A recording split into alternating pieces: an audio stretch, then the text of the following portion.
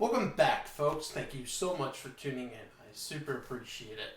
This week, we're going to be looking at one of my favorite all-time platformers of all time, Banjo Kazooie for the Nintendo 64. One of the greatest, if not the greatest rare game ever made, and I'm super excited to bring it to you guys. But is this game the best rare game ever made? Let's find out. Here's the intro.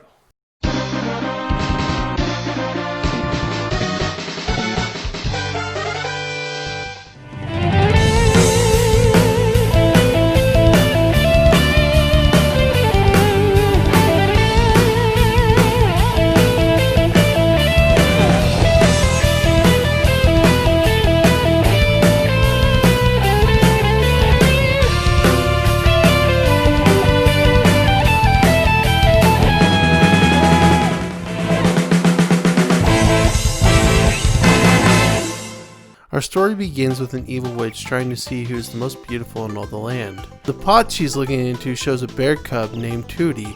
The witch springs into action and heads down the stairs after Tootie.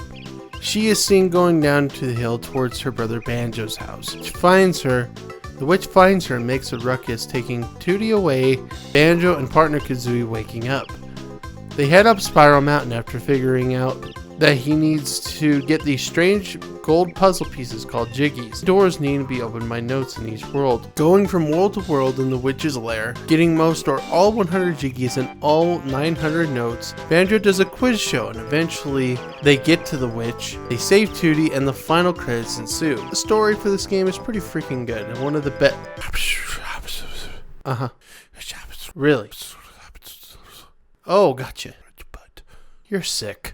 Okay, false alarm, this is a fake ending. After the fake credits, Banjo and Kazooie chase after the witch, Gruntilda. Jeez, it took me a long time to say her name. Anyway, they get to the pot guy. Sorry, I'm really bad with names. He takes Banjo and Kazooie to the roof where the final battle ensues, and after knocking her in the butt a few times...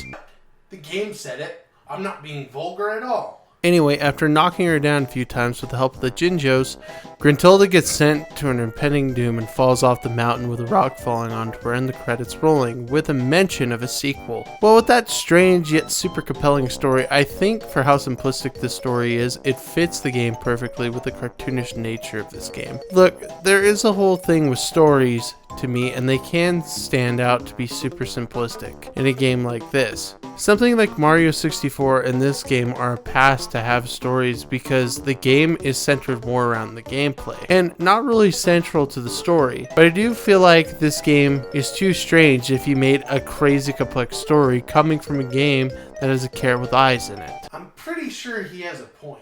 Of course I do. Who says I don't? Now that being said, how about the gameplay? Does it really compare to the story of Banjo-Kazooie? Well, gameplay-wise, it's a platformer. You move and jump and use Kazooie to hover to make tougher jumps. It's pretty standard, and I think this makes the game more unique is the fact you get more moves as you continue through the game. There are about 5 to start off with, and then you get a few more after the fact. I have to say my favorite move in the game is the Talon Trot. It just makes getting places so much faster, and even with the upgrades like the sprint shoes and the wading boots to help speed up the process, and getting things like this Jiggy with the hand, or beating Boggy in a race, makes for a ton of fun. You also have certain magical abilities like Kazooie's ability to fly and using the Wonder Wing, which grants you temporary invincibility. It helps you to gain access to these Jiggies and to beat up these frogs. I love the abilities in this game. They really are super easy to use with the N64 controller without being too crazy with the controls. It's a perfect contrast and balance to a perfectly balanced and executed game. There are a plethora of different worlds in this game, all unique and are all different objectives in each of them. I find the best level in this game is the second world in the game. It has great music and really makes you feel like you're on a stranded island. The only thing I hate is this snacker fetch.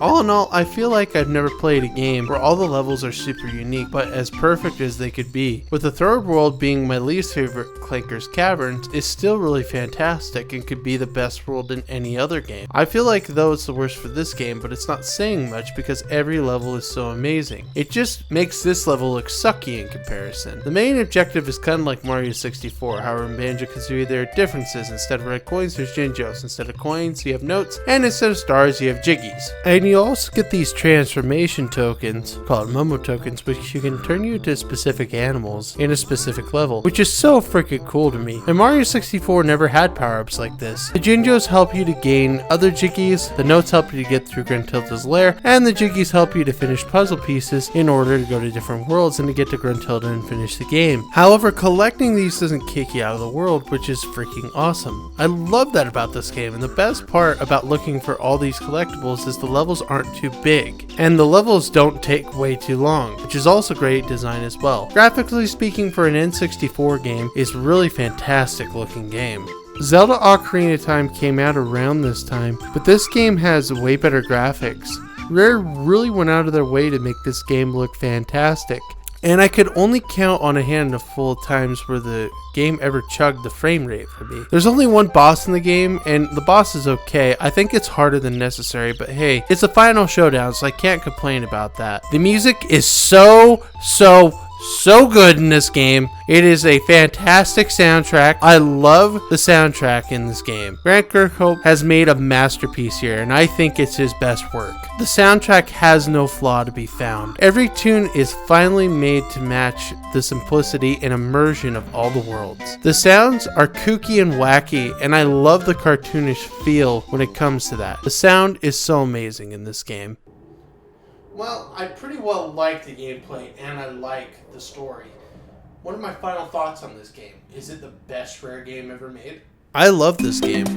Banjo-Kazooie is one of the best platforming games of all time. This game is my favorite Rare game, and certainly has no glaring issues to be found. A great soundtrack, awesome graphics, and the best level design to be in 3D platforming. This game is definitely one of those games you want for your N64 collection. Stay tuned for next week's episode, and I'll see you in the next episode.